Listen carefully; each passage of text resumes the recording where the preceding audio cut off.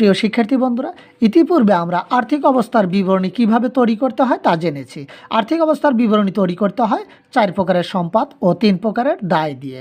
ইতিপূর্বের ভিডিওতে আমরা 4 প্রকারের সম্পদের সাথে পরিচয় লাভ করেছি বা চিহ্নিত করেছি। এখন আমরা 3 প্রকারের দায়ের সাথে পরিচয় লাভ করব। 3 প্রকারের দায়ের মধ্যে সমাপনী মূলধন বা সমাপনী মালিকানা সত্ত্ব কিভাবে নির্ণয় করতে হয় তা ইতিপূর্বের ভিডিওতে আমরা শিখে নিয়েছি। আজকে আমরা জানব দীর্ঘমেয়াদী দায় কোনগুলো।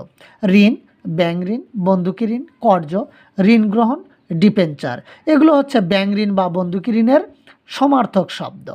আমরা এখন চলতি দায়গুলো বা স্বল্পমেয়াদী দায়গুলোর সাথে পরিচয় লাভ করব। প্রদেয়, পাওনাদার, ক্রয় খতিয়ানের জের বা দেনা, এই শব্দগুলো কিন্তু প্রদেয় হিসাবের সমার্থক শব্দ।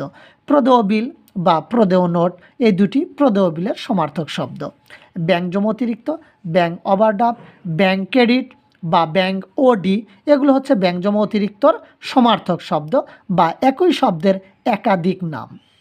অগ্রিম আয় বা অনুপার্জিত আয়, বকেয়া বা প্রদেয় খরচ বা যে কোনো খরচ যদি বকেয়া থাকে তাহলে কিন্তু সেটি চলতি দায় হয়, বা কোনো খরচ যদি ভবিষ্যতে প্রদান করতে হয় সেটিও কিন্তু চলতি দায় বা স্বল্পমেয়াদী দায় হিসাবে গণ্য করতে হয়।